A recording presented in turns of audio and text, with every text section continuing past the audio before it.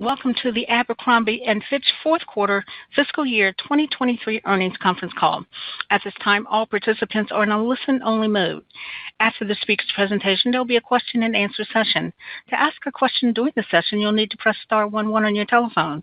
You will then hear an automated message advising your hand is raised. To withdraw your question, please press star 11 again. Please be advised that today's conference is being recorded. I would now like to hand the conference over to your first speaker today, Mo Gupta, Vice President of Investor Relations. Please go ahead. Thank you. Good morning and welcome to our fourth quarter 2023 earnings call. Joining me today on the call are Fran Horowitz, Chief Executive Officer, and Scott Lipesky, Chief Financial Officer and Chief Operating Officer. Earlier this morning, we issued our fourth quarter earnings release, which is available on our website at corporate.abercrombie.com under the Investor section. Also available on our website is an investor presentation. Please keep in mind that we will make certain forward-looking statements on the call. These statements are subject to the safe harbor provisions of the Private Securities Litigation Reform Act of 1995 and are subject to risks and uncertainties that could cause actual results to differ materially from the expectations and assumptions we mentioned today. These factors and uncertainties are discussed in our reports and filings with the Securities and Exchange Commission. In addition, we will be referring to certain non-GAAP financial measures during the call. Additional details and reconciliations of GAAP to adjusted non-GAAP financial measures are included in the release and the investor presentation issued earlier this morning. Finally, references to Abercrombie brands include Abercrombie & Fitch and Abercrombie Kids, and references to Hollister brands include Hollister and Gilly Hicks. With that, I'll turn the call over to Fran. Good morning, and thank you for joining us to discuss our fourth quarter and full year results. Since our business update in early January, we had a strong final month of the year, leading fourth quarter sales and operating margin above the high end of our outlook. From start to finish, 2023 was a defining year for our company. We saw top-line growth across regions and brands, resulting in sales of $4.28 billion, up 15.8% to 2022, and our second highest annual sales level in our history. On profitability, we achieved an operating margin of 11.3%, our best in 15 years. Importantly, while achieving these financial milestones, we made critical investments to strengthen our brands and company. These investments included increased marketing to drive customer acquisition and brand loyalty, approximately 60 new in-store experiences to reach new and current customers, technology to improve the customer and associate experience, and talented team members to drive growth today and into the future. 2023 was also a defining moment for our teams, who have worked so hard over the years to evolve our operating model and what we stand for as a company. Our offices around the globe are electric with energy from all we have accomplished, but as I say regularly, there is no finish line, and we see tremendous opportunity ahead. While the decade-high results are certainly worth celebrating, what really stood out to me and our team is the progress we've made against our own expectations for this growth phase of our journey. In June 2022, we shared our Always Forward plan, a strategy that marked the entry into a growth-focused era for Abercrombie & Fitch Co. Our strong 2023 results are at or above our 2025 financial targets of $4.1 to $4.3 billion in sales at an operating margin at or above 8%. We are now setting our sights on demonstrating the sustainability of our operating model and profitability profile by repeating our success. For us, 2024 should be a proof point of our ability to balance pursuit of new growth opportunities while also maintaining strong financial discipline. We believe we can continue our trajectory into 2024, growing across regions and brands, building to our longer-term ambition of $5 billion in global sales. Clearly, 2023 has given us confidence that we are on the right path. We're excited to be at this point in our growth journey. To give some context on how we got here, I'll respond to a question we commonly get from both new and longtime followers. What are you doing to drive this great performance? Our response has been consistent. There is no silver bullet. It has been about having thousands of associates across the world aligned and executing a focused playbook every single day, one that is rooted intimately in knowing our customer and then meticulously building the product, voice, and experience to match their needs. This is so much easier said than done. When we refer to our years of transformation work, we're most proud of how we built the trust and the experience within our team to push boundaries as it relates to evolving our assortment, end-to-end supply chain, enhancing our marketing, and creating digital and physical experiences that exceed our customers' expectations. Our global customer is responding, and we can see proof points in both the customers we've retained and the millions we've added to our brands this past year. From kids to teens to adults, our brand portfolio has something for them, and we have increasing confidence that we are at a stage where we can focus on capturing more customers across the globe. Recapping further on 2023, our growth was broad-based, with each of our regions growing in the fourth quarter and full year. The Americas led our strong growth result at an impressive 18% from 2022. We saw outsized growth in Abercrombie brands in the region, and we were pleased to see Hollister brands grow off 2022 levels. In EMEA, we delivered 4% sales growth for the year in a difficult macro environment with some acceleration in the back half of the year. Our team distorted investments and focus to those markets where we have the highest customer awareness, mainly the UK and Germany, and we saw positive results in both countries. Our regional team was there for our EMEA customers and made great strides by localizing assortments, distorting inventory, fine-tuning price, and adjusting product set timing and promotional cadence. This is an important foundation that we'll look to build on moving forward. In APAC, we finished the year up 16% to 2022. We continued to build our team in Shanghai and reconnected with customers as COVID restrictions were lifted across the region. Our team is approaching the business with a startup mentality, testing different strategies to grow the business through targeted store and marketing investments, and bring our brands to life in locally relevant ways. Looking at our brand portfolio, 2023 was a year of great progress for Hollister brands. Today, the brand is a healthy, growing business because of the focus and decisive work we started in the middle of 2022. I applaud our team who showed a relentless drive to reset the assortment, brand imagery, and brand voice to meet the needs of today's teen. For the year, Hollister brands grew 6%, a good turnaround from down 9% in 2022. Our growth was led by women throughout the year, delivering its third consecutive quarter of double-digit growth in Q4. On the men's side, we continue to see progress, and we're optimistic that we'll catch up with what we're seeing in women's in the quarters to come. While we saw growth in both channels, stores outperformed digital, with around 70% of Hollister sales done in stores in 2023. The teen consumer tends to start their journey digitally, but more often finishes in the store. Hollister brand's growth in 2023 is even more of an achievement because we significantly improved financial health. The brand was chasing inventory throughout the year, which allowed us to reduce promotions and clearance selling to improve AUR. Coupled with significant freight cost recovery, we greatly improved Hollister's gross profit rate compared to 2022. Exiting 2023, we now have a strong foundation and 3 quarters of growth under our belt as we move into 2024. For Abercrombie brands, it was a year of exceptional breakout growth, up 27% to 2022, but it's part of a much longer trend. Fiscal 2023 sales at Abercrombie brands were up 50% to 2019 levels, an impressive 10% growth CAGR, including 3 consecutive years of double-digit growth. I've said it many times, but I am so proud of what this team has done to reposition Abercrombie and Fitch and evolve the product, voice, and experience. In this new era for Abercrombie, we're actively engaging with customers through innovative collaborations and partnerships, broadening our reach and connecting with new audiences. 2 recent events are great examples of where we're going. First, in January, we partnered with McLaren Racing to showcase their Formula One livery in our Fifth Avenue store. I was there, and wow, it was a great celebration of what has become an important partnership, something we had not done to this scale in our history.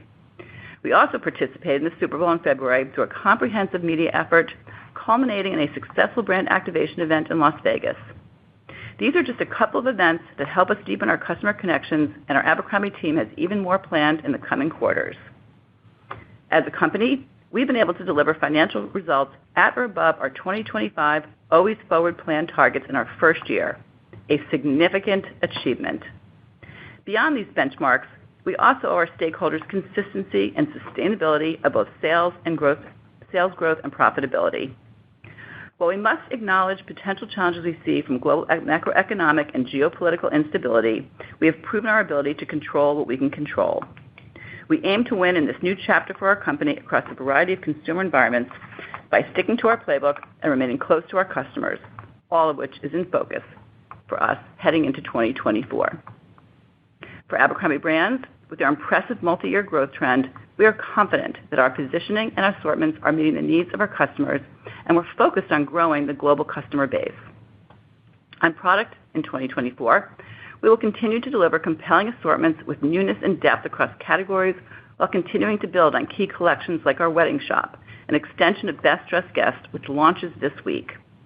These collections have been successful in both attracting and retaining customers. We believe that customers also are our best advocates, and we expect to increase our investments in marketing, particularly social media, to position Abercrombie in an authentic, relevant way to more customers. Finally, on experience, we expect to be a net store opener while both expanding our successful neighborhood concept and filling in gaps in great shopping centers across the world. In Hollister Brands, we have recouped a portion of sales lost in 2022, and we plan on investing in key growth initiatives in 2024 to continue the momentum. We believe the assortment is well aligned, the women's business is performing well, and we're seeing signs of improvement in men's. Both genders are executing our core principles of testing and chasing. With the assortment coming along, we increased marketing in the back half of 2023, and we expect that to continue into 2024. We also expect to continue to deliver new store experiences while investing in digital to support the teen's journey. As an update on Gilly Hicks, we transitioned the assortment to an active lifestyle in 2023, and the results have shown great promise, contributing to Hollister's growth results while offering a product category our customer has been asking for.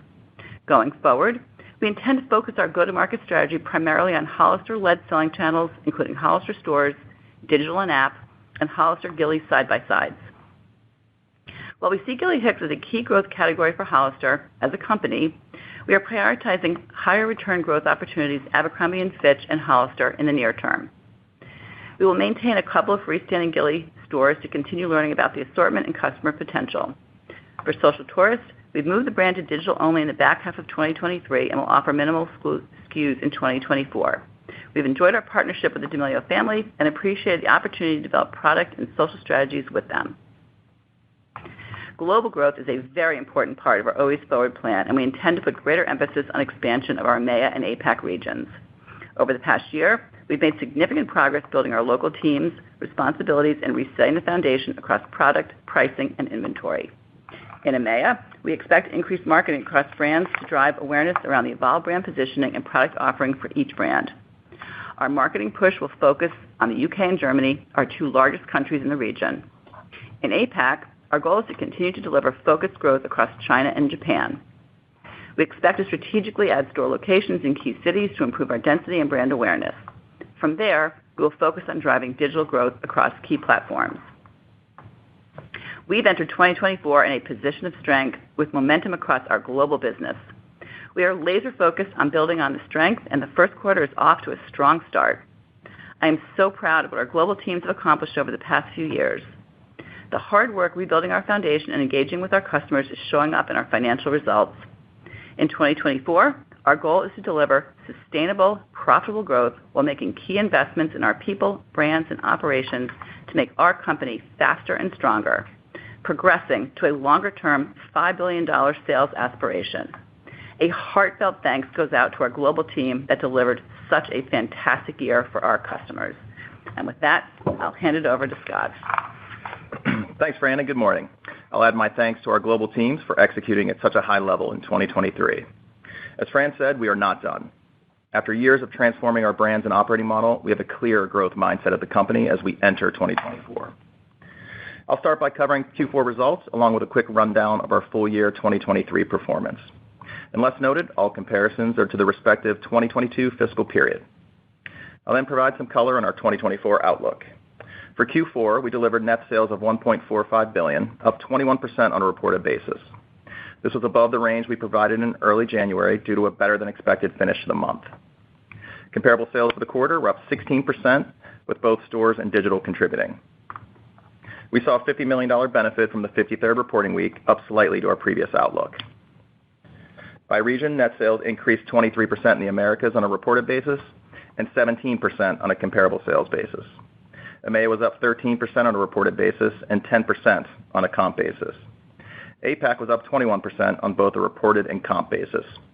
In EMEA, growth was led by our largest two countries, the UK and Germany, where we are focusing our marketing and brand awareness efforts. In APAC, growth was consistent across the owned and operated markets of China and Japan. From a brand perspective, we saw growth across brands in the quarter. Net sales at Abercrombie brands rose 35% on a reported basis, with comparable sales up 28%. Hollister brands increased 9%, or 6% on a comp basis. For the year, the quarter, the gross profit rate was 62.9% versus 55.7% last year. Key drivers of the year-over-year change were higher AURs across brands, contributing 430 basis points, with the remaining 290 basis points associated with lower freight and raw material costs. Cotton costs were relatively consistent with 2022 levels. Product acceptance and tightly controlled inventory were key enablers of the AUR growth.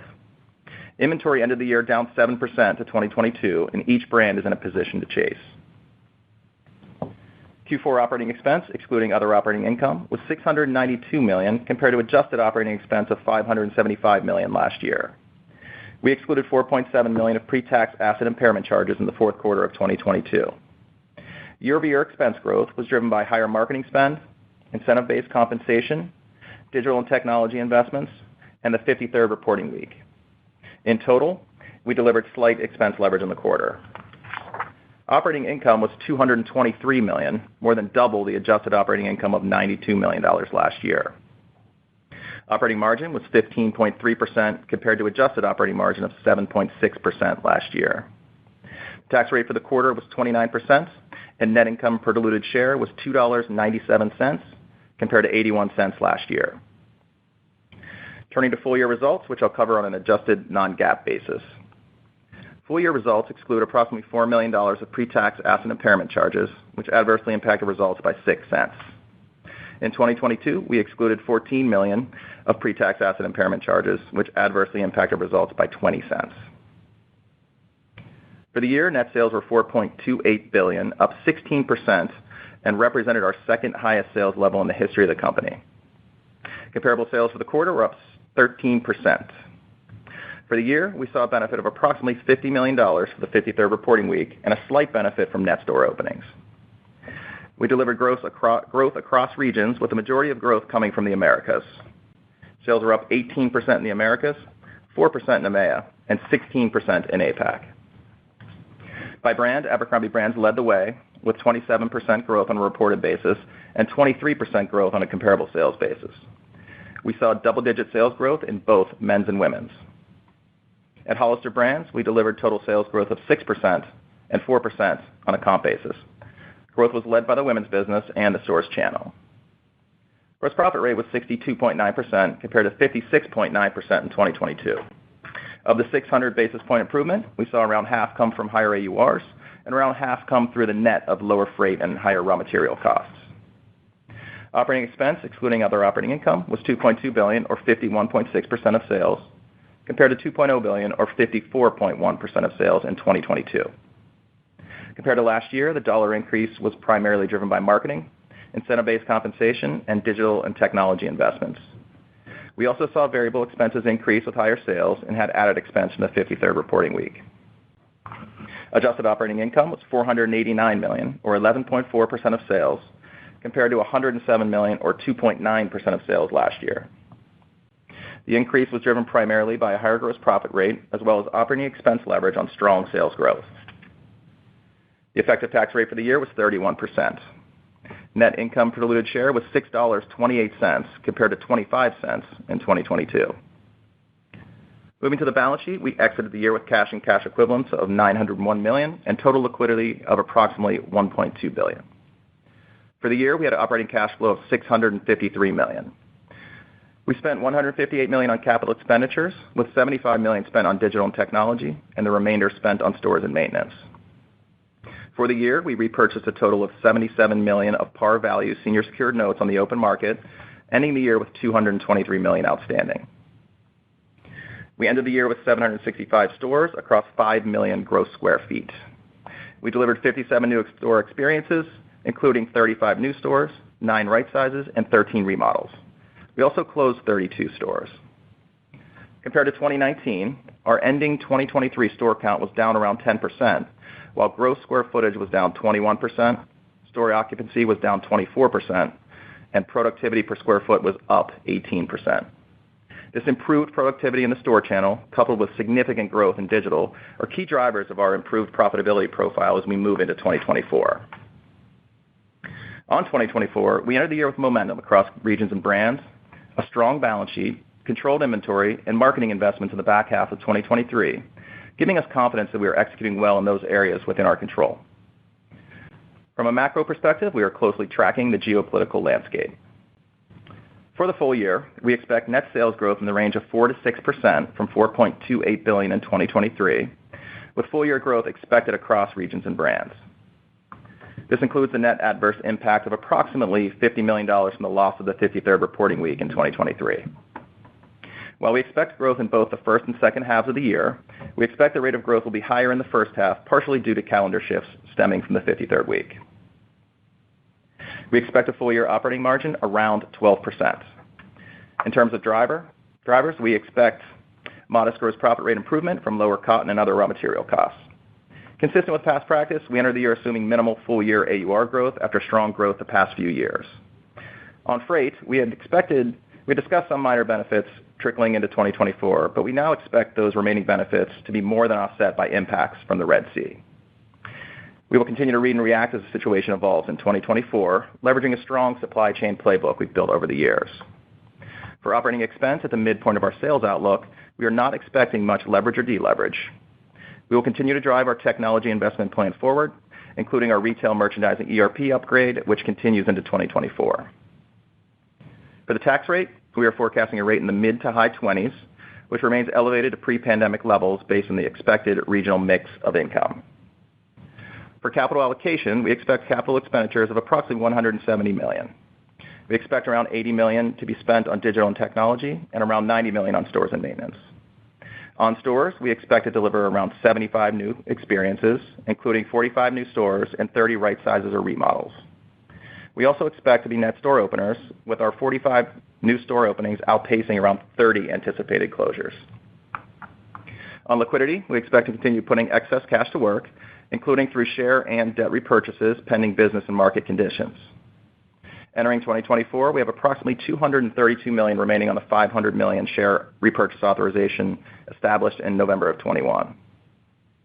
We expect to buy back shares during the balance of the year with the objectives of offsetting anticipated dilution from share-based compensation and returning excess cash to shareholders.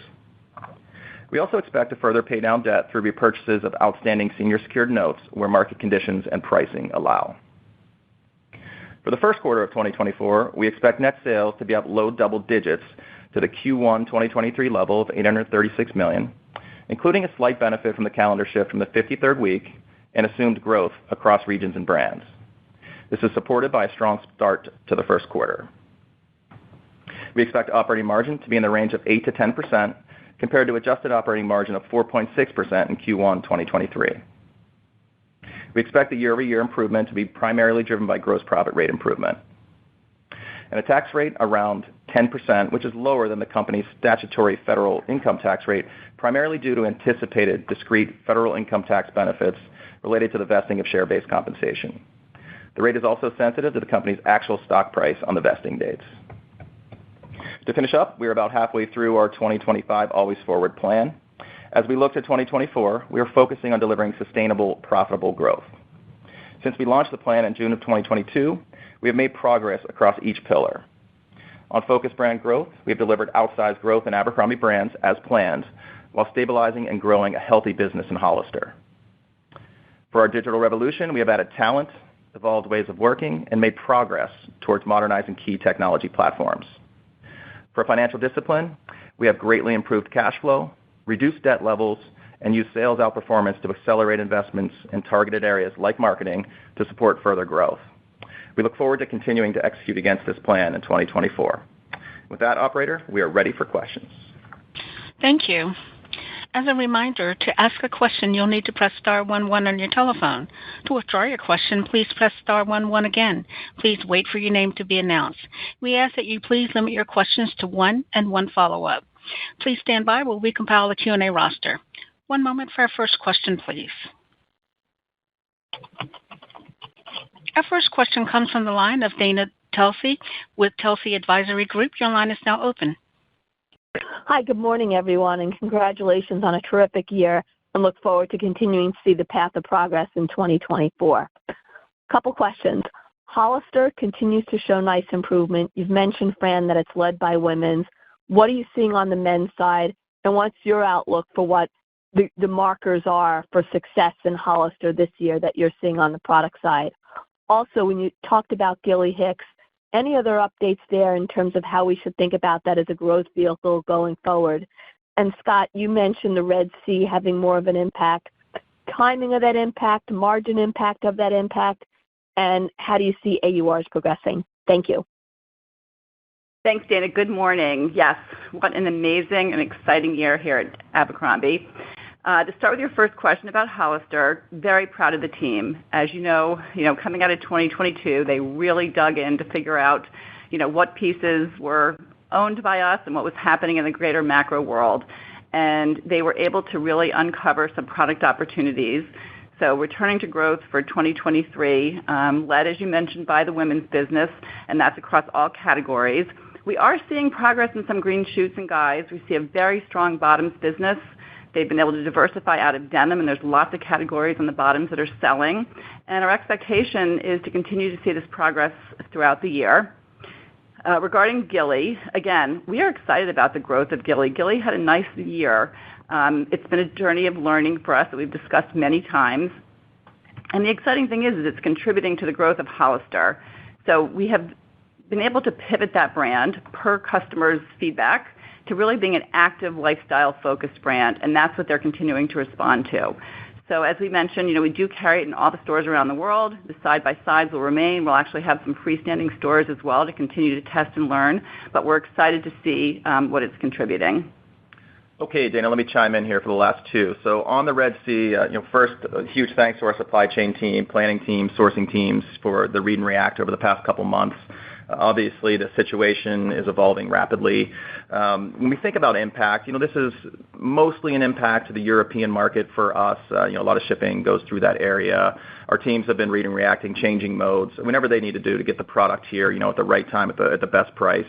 Obviously, you've seen shipping rates elevate kind of around the world as this has transpired. A little different by lane, so we are seeing some friction there on shipping costs. That'll be more of kind of a Q2 into the back half thing as those higher shipping costs start to flow through. I'd say in total, on freight for the year, we had talked a little bit about some benefits rolling into the year. We think that'll be more than offset by the Red Sea. So freight, not a lot happening there for this year and the total year. The second piece was AURs. We've made amazing progress here over the past 3-4 years on our AURs. Consistent with last year. Our goal sitting here today at the outset of the year is to hold those AURs. Our margins are in a really strong place exiting 2023, and we'll see what happens. We say it all the time, but the best way is to raise your AURs, controlling your inventory, and having great product acceptance. So we're going to continue to work on those two things as we go throughout the year. Thank you. Thank you. One moment for our next question. Our next question comes from the line of Corey Tarlowe with Jefferies. Your line is now open. Great, thanks. Fran, the success of the Abercrombie brand has been nothing short of amazing. And I think now, as of this fiscal year, the company has now approached record levels of sales at the Abercrombie segment. So how do you think about what's worked for the business within the last 12 to 24 months since you put forth the Always Forward plan? And then within the context of that Always Forward plan, how do you think about what are the vectors of growth that you'll likely leverage over the next several years as you think about continuing to drive growth at Abercrombie, because it seems to be on an increasingly promising trajectory? And then Scott, just on the outlook, you mentioned that you're expecting revenue to be up low double digits in the first quarter. Is that where you're tracking at the moment? And then how do you bridge that with the full-year revenue growth guidance of up 4 to 6% from up low double digits in the first quarter? Ooh, all right, Corey. Good morning. And first of all, thank you. Yes, it was an absolutely amazing year for the company as well as for the ANF brands. I mean, to see growth across brands, regions, and channels, it's just been incredible. And ANF, to your point, we have seen a 50% increase in the family of brands of ANF since 2019 and a 10% CAGR with double digits for 3 years with that happening. The reason behind that is that our playbook is working. We have been able to really expand the addressable market for Abercrombie adults particularly.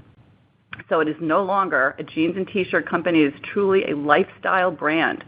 So the addressable market has gone from, the early 20s to easily through the late 30s, and we've broadened all the offerings from a category perspective.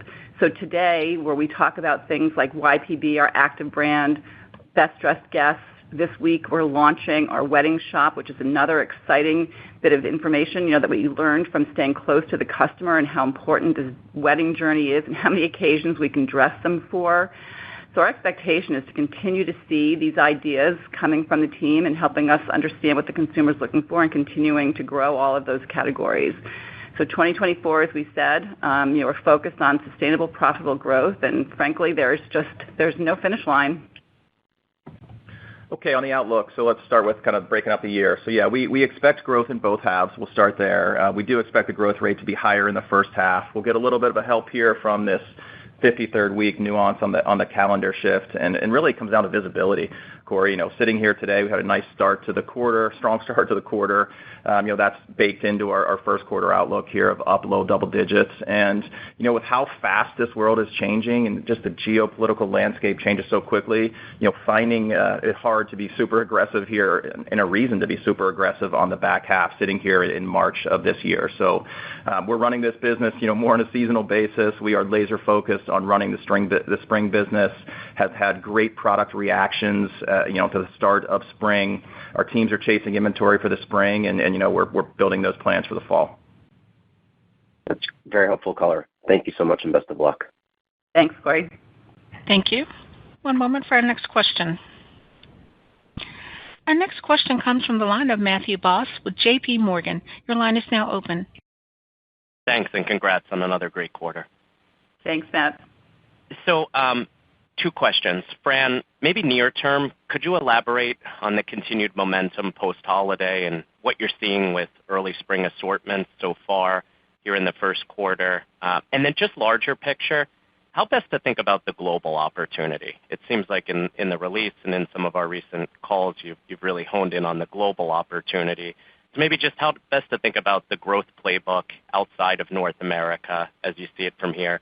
One quick one for Scott. Is there any change in operating margin flow through this year if sales were to come in above plan, or just any offsetting investments for us to consider? Hey, Matt, good morning. So yes, super excited with the results we put up, obviously, for the fourth quarter as well as for the full year. And we did see some nice acceleration in January. It really does kind of prove that you can do business in January.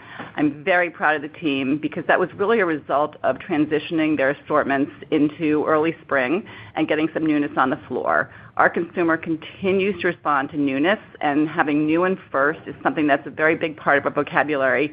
And the fact that we're holding our inventory so lean and we're chasing, it drives the ability to be able to do that. You used our word, so yes, we are actually exporting our playbook globally. It was exciting to see both of our international regions start to return to growth this year. That was our expectation, and we're very happy to have seen that come through. We've spent years building those teams in Shanghai as well as London. And the fact that our playbook is working here, we're very confident that it'll work there as well. I've been actually in both regions very recently, working and visiting with the teams, and it's exciting to see all the talent that we've been able to recruit into those offices. All right, man, I'll grab the last one. Yeah, on the operating margin flow through, if we would see sales outperformance, it would be similar to 2023. Our investment plan is relatively set at this point. Any outperformance, we may put more marketing in play like we did in 2023, but flow through would be similar. Great. Best of luck. Thanks. Thank you. One moment for our next question. Our next question comes from the line of Marni Shapiro with The Retail Tracker. Your line is now open. Good morning, guys. Congrats on a great quarter and year. I have one housekeeping question and one bigger picture. Just on the housekeeping, of the stores you're opening, are you leaning into Abercrombie or Hollister specifically? And the store size has been getting a little bit smaller, so I'm just curious what you're thinking about store sizes for the concepts in 24. And then, Fran, if you could just talk about your ability to attract new customers into the brands. Have you been able to do that? Is it through digital? Are you bringing in lapsed Abercrombie shoppers? I'm curious what that looks like across the brands and what it looks like for 24. Hey, Marni, I'll kick this one off. So on the new stores, so for the 75 new experiences that we'll bring in 2024, that's up from around 57 there in 2023. Those will be tilted towards Abercrombie and tilted towards the Americas. We'll still be opening Hollisters and we'll still be opening stores globally, but they'll be tilted towards Abercrombie, obviously, with the trend that we're seeing. When you think about store sizes for 2024, kind of different here, by brand. The Hollister brand, we're liking the sizes there. We're talking 5,000-6,000 square feet. For Abercrombie, it kind of depends. Now that we're getting into the neighborhood retail environment, it depends on what you can find and what deal you can get. So we're seeing those stores somewhere between 2,500 square feet to 4,000, and in malls, we're kind of in that 4,000 or 5,000 square foot range. So very happy with those spaces, and we hope to get more of them in 2024. Great. And regarding your other question regarding attracting customers, so yes, we're attracting new customers. We've actually added millions of customers to our file this year, which has been incredibly exciting. Those are both customers coming back to the brand as well as new customers that are just discovering us. It's being done through digital as well as stores. And the fact that we have really expanded the addressable market in age as well as in categories is really helping us bring in some new shoppers. A great example would be they come to check out YPB, and then they realize and see many other things on the site that they're excited about, and we see the attachments to the other products as well. Great. Congratulations, guys. Thank you. Thank you. And our next question comes from the line of Alex Stratton with Morgan Stanley. Your line is now open. Great. Thanks so much for taking the question, and congrats on a great quarter. Just two from me.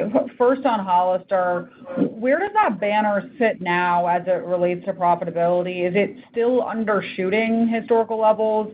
And maybe if so, what's holding it back, and how do you think about the timeline?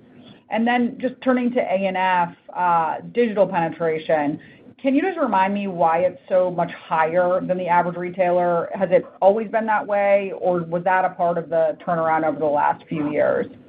Thanks. Sure. Hey, Alex, we'll actually answer those questions in reverse. We'll start with Abercrombie.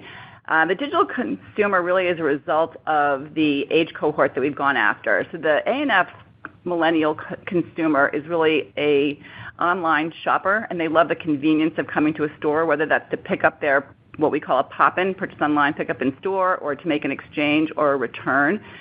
The digital penetration has certainly grown significantly over the past several years as we have changed that brand so significantly. The Hollister teen starts their journey on their phone as well, but it's very social for them to spend time in the mall with their friends and complete their purchase there. Hey, Alex, I'll grab the Hollister question. So happy with the profitability of the Hollister brand. I mean, it's been a roller coaster here over the past few years with COVID, number one, and then the spike in input costs had an outsized impact on Hollister. But we're through, the worst of that in terms of cotton, in terms of freight, and so we've seen the profitability of Hollister dramatically improve here as we've come through 2023. When you look at the brand, the store fleet, like kind of on an operational basis, the store fleet is in a good place. Our productivity in the stores is up, and the gross margins are in a really good place also. We're selling a lot less clearance in Hollister than we were, last year, number one, whenever the business stepped back. 2022. And compared to 2019. So it's just a cleaner selling environment there in Hollister. Our teams are chasing, we've mentioned that, and optimistic for the profitability of Hollister to continue as we go forward. Thanks a lot. Good luck. Thanks. Thank you. And our next question comes from the line of Mauricio Serna with UBS. Your line is now open. Great. Good morning, and thanks for taking our questions. I guess I just wanted to hear more details about, how you're thinking about the growth coming in both brands. I know you mentioned you expect Abercrombie to outperform Hollister. I mean, should we expect the same kind of divergence in sales growth between both brands, or could that narrow this year? And same thing with international versus U.S. And then maybe on the inventory, it ended up the year in pretty good shape as well, despite the very strong growth. I mean, what are your expectations for inventory growth this year?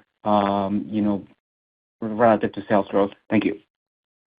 Yeah, hey, Mauricio. Actually, we're going to take yours back. We're going to go in reverse as well. So regarding inventory, yeah, I'm very pleased to start the year with a down 7% inventory, and obviously a little bit differentiated by brand. But we've spent a lot of years getting our inventory into a much healthier place, and our expectation is that it will probably be closer to our sales opportunity as we head into 2024. But we are going to stay lean. We are going to continue to chase. We work with the teams every single week on what's working and what's not working. And that mantra is not changing in 2024. And Mauricio, I'll grab the other two. So growth levels by brand. Yeah, we've obviously seen Abercrombie outperform Hollister brands here over the past few years, and we're just going to expect that to continue until it doesn't. There could be divergence at some point, and when that happens, fine. But we're worried about growing the total. Same thing for international versus U.S. growth. The U.S. business, it's a little bit over 80% of the business at this point. We've seen really strong growth in the U.S. Over the past few years. And so we'll expect the majority of dollar growth to continue to come from the Americas region. But on a rate basis, we're optimistic that we can start to see good growth, outsized growth in Europe and APAC. Obviously, APAC is a very small part of our business, but as Fran mentioned earlier, we're investing in our teams and we're rebuilding the foundation, and we're confident in our ability to grow in those regions. Got it. Super helpful. Just one quick follow-up. On the OpEx on the fourth quarter, any way you could parse out or point out how much did the additional week contribute to the OpEx growth in Q4? Yeah, it was about $25 million or so for the fourth quarter. So that'll hurt us a little bit there in Q4, but that'll go away in 2024. Got it. Thank you. Thank you so much, and good luck. Thank you. One moment for our next question, please. And our next question comes from the line of Paul Lejuez with Citi. Your line is now open. Hi, this is Kelly on for Paul. Thanks for taking our question, and congrats on a great quarter. I just wanted to touch on the gross margin expansion you're expecting in F24 and 1Q. How much of a benefit are you expecting to see from lower product costs, and is that a tailwind that lasts throughout the year? And then secondly, Fran, could you talk about what learnings you feel you're taking from ANF and applying to Hollister, where you've seen progress there, and just remind us of how much AURs are up at Hollister versus 2019. Thank you. Hi, Kelly. I'll kick this one off. So let's start with gross margin expansion. Yeah, we'll see benefit from the cotton cost. That's mainly a front half phenomenon here in 2024. Q1, we talked about operating margins in that 8 to 10% range on our outlook. About double from 4.6 last year. Primary driver should be that gross margin or gross profit rate expansion. So excited to finally get to the point where we're seeing those lower product costs come through the P&L. And I'll kick it to Fran for the next. Yeah, so the learnings from ANF, we have a corporate playbook that we reference very often, which is aligning our product, our voice, and experience, and really staying close to our customer. Those are the same principles that we use for each of the brands. And particularly for Hollister this year, keeping that lean inventory and making sure that we stay in chase mode has been a huge win for us, and intending to do the same as we continue into 2024. And then lastly, marketing. We treat our marketing very similarly to how we treat our chase and our open to buy, and we keep it open so that we can continue to test and learn and see what's working. We were able to add some marketing to Hollister in the back half, and we had the product all lined up, and the customer was responding. On the last piece, in terms of AURs, as we think about Hollister versus Abercrombie, the path for Hollister definitely up double digits, versus 2019. Lower clearance spending or lower clearance selling. We've taken off some promotions versus 2019, so really a cleaner, healthier sales base there. When you think about Abercrombie, it's kind of an all of the above scenario. The brand is very different than it was in 2019 and 2018. So we have a very different product mix. With the strength of the product, the marketing, and the brand, we've been able to take off a significant amount of promotions versus 2019 and prior. So very happy with where those AURs are. We like to say that the customer votes every day with their wallet, so we'll continue to try to deliver great quality for the consumer going forward. Thank you. Thank you. One moment for our next question, please.